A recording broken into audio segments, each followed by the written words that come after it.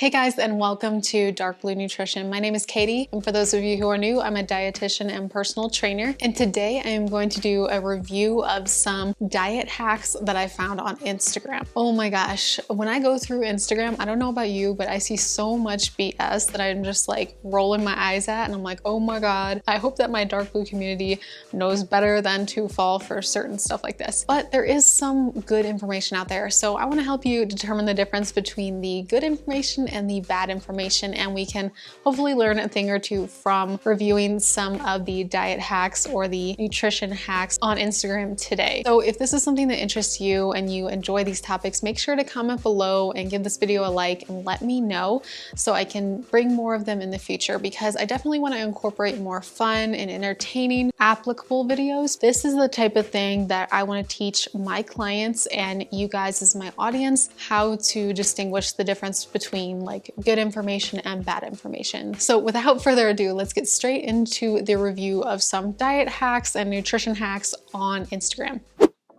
Cut calories without tracking. So I'm gonna say right away, I like that the emphasis is on not tracking calories. I'm not huge on calorie counting as a long-term means of how we sustain our health and nutrition. I think calories can be kind of arbitrary, and while it is like scientific and all that, like our bodies need a certain amount of energy to run properly, I don't think it's always helpful for our mental health to always be obsessing over calories. So it's kind of a balance, but anyway, drink more water, eat more veggies, leaner protein sources, reduce liquid calories, cook most meals at home, eat without distractions. I think this is actually a really good little tips and bits of information from the start. So we're off to a good start. So drinking more water, you want to make sure you're hydrated, or else you can kind of, they say like you can mistake hunger for thirst, but I think just being hydrated in general is a good thing. Eat more veggies. Veggies have plenty of fiber, so that's a good thing to help you keep full. And not to mention that they also have lots of antioxidants, so very good for you. Protein does take a little more time to metabolize in our body. It does last longer kind of fuel-wise when we eat protein. Reducing liquid calories. Liquid calories don't always sustain us for very long, especially like soda. It kind of goes in and out pretty quickly. It gets used for energy, but it really doesn't sustain us because it doesn't have protein or fiber or anything else to kind of make it last longer. Did you know eating 4 almonds a day helps lower your cholesterol, improves hair quality, prevents heart diseases, helps fight wrinkles, helps with weight loss, and improves brain activities? This is one where I would be a little more like leery on how literal you would take this information. Almonds have a high amount of vitamin E, so I can definitely see where it's getting the improving hair quality and fighting wrinkles part. I mean, it's not gonna like overnight be like Botox, but it can definitely help with the integrity of your skin and your hair. So that's not like false or anything. Lowering cholesterol, heart disease, and brain activities, and weight loss. Okay. So almonds do have a lot of vitamins and minerals and nutrients, so I don't think that any of these claims are totally off base. They do help lower cholesterol. That in turn can help with reducing the risk of other diseases like heart disease. The brain activities part, I'm not really sure what it's implying, like is 4 almonds a day gonna like improve your brain activity? Probably not, but I think maybe what it's trying to allude to is that some of the antioxidants and vitamins and minerals could long-term help your brain health. But like, I feel like it's kind of misleading in the way that it's coming about saying these things, these benefits. So this is like an example of something that you should be very leery about, because I think sometimes people can take it literally. Like if I have 4 almonds a day, I'm gonna be in perfect health. It's just not, I don't think that's totally true. Helps with weight loss. I guess in the sense of they have fiber, they help keep you full, and they're a healthy nut to have. Most nuts are very, very healthy for you, but does it directly impact weight loss? There's no true food that leads to weight loss. So again, kind of like misleading wording here. Not totally off base or false, but kind of look out for stuff like this, you know? You can diet all you want. You can work out until you're blue in the face. You can buy every single thing guaranteed to work. You can gain and lose all of the weight you want. But until you handle and address the underlying emotion and stuff going inside of your head won't find happiness. You know, I kind of like that. I kind of like that quote. I like where they're coming from in this. It's a very good point that a lot of people buy the latest diet trend or diet book, or they buy the latest diet pill, or anything really that promises quick fixes or quick weight loss or changing your body and changing this and changing that. This might not be popular opinion, but I really do think that losing weight is not gonna make you happy by itself. When I was my lowest weight, I was the most unhappy that I'd ever been in my life. And the whole promise that I had in my head was that once you reach X amount of weight, you will find yourself confident, beautiful, and happy. And that was actually the opposite of the truth. So I just think that you want to be mindful when you're trying to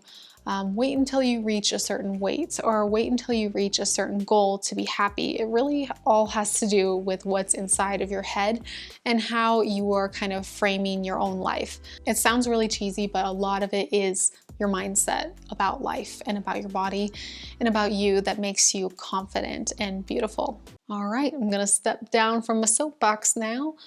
How to eat for fat loss. What people think. Cut out carbs, cut out sugar, cut out dairy, cut out meat, cut out sweets, put butter in your coffee, drink shakes, and rely on supplements. What actually works? Eat in a calorie deficit. You don't have to avoid any foods unless you have a specific reason, i.e. an allergy. Eat lots of fruits, veggies, and berries, and focus on eating enough protein. Yeah, it hits on a lot of great points. People think that having a healthy diet is all about what to cut out, but really it's more about what I like to tell my clients to focus on is what to put into your diet and focus on what you can add to your life, add to your diet, add to your overall health and healthy routine to make your life more fulfilling and happy. Not what to cut out. Focusing on what to cut out is like focusing on negativity and lack and trying to be happier and healthier and more mentally stable by that. Like, it's just not gonna work. Focusing on negativity or focusing on cutting out things is just not a long-term solution to happiness. Mic drop. Replace toxic habits. Netflix marathons. Change to sleep. Fast food. Instead, have homemade food. Toxic friends. Mentors. TV to exercise. Complaining to gratitude. Blame to responsibility. And overthinking to action. So I'm not totally opposed to some of these tips. It can be like, this is where there's a lot of nuance to these. If you haven't already caught on to that, there's so much nuance to these. It's not just black and white. This is a bad post, or this is a post that's meant to be super toxic. Speaking of toxic habits, some of them can be partial truths. So this is an example. Okay, so I'm all for getting more sleep, having more homemade food, having more exercise and gratitude and mentors and blah, blah, blah. But here's the thing, I think that there's nothing really wrong with Netflix marathons sometimes. You gotta have balance. You're not always sleeping or always doing a Netflix marathon. You know, you might wanna do more of one or the other, but sometimes I feel like the most therapeutic thing is just allowing myself to have that relaxation time so I can Netflix binge a show. Right now I'm rewatching Breaking Bad for the fourth time. It's a really good show. It's one of the best shows, to be perfectly honest. My boyfriend is talking me through all the color theory that goes on in Breaking Bad, and it's just insane. Did you guys know that it had a whole color theory to it?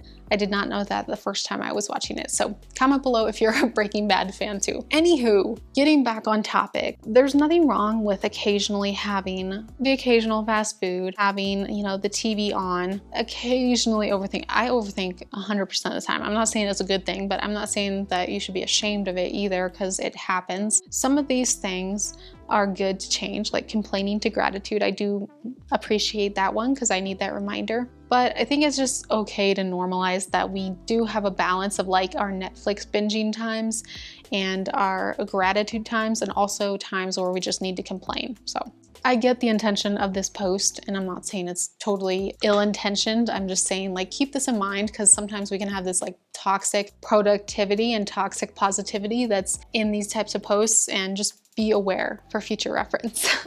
Signs you're making progress. Sleeping better, being more productive, more energy, drinking more water, eating more veggies, being more active, running faster than last time, lifting heavier weights, feeling motivated, cooking healthy recipes, more flexible, exercising more often.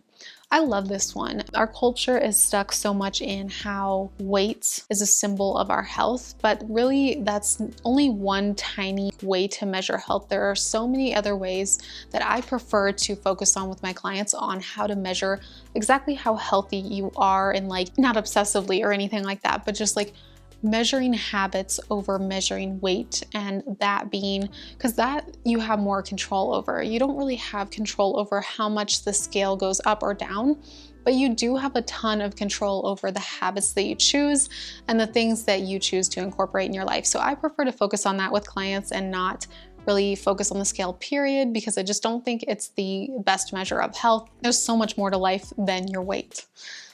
I'm on a diet. I used to eat 6 slices of pizza. Now I eat 3. Oh my God, that's good.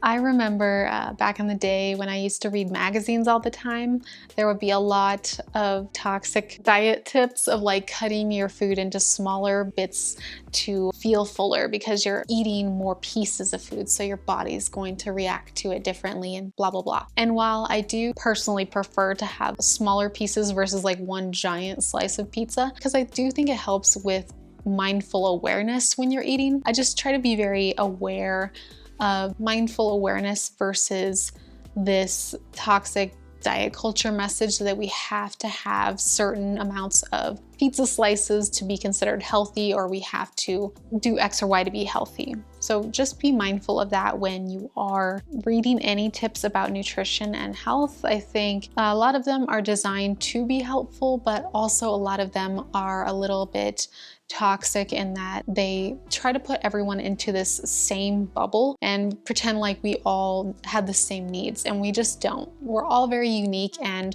while we all kind of need certain general things in our diet, we can have a different diet from our neighbor and still be a healthy person.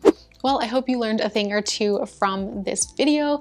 Let me know in the comment section below what types of reviews you'd like me to do in the future, like TikTok or Instagram, other things like that, other topics that relate to nutrition, health, fitness, anything like that. Let me know in the comment section below, and I'll leave some videos like this one that you'll like in the end card and description box. See you in the next video. Bye guys.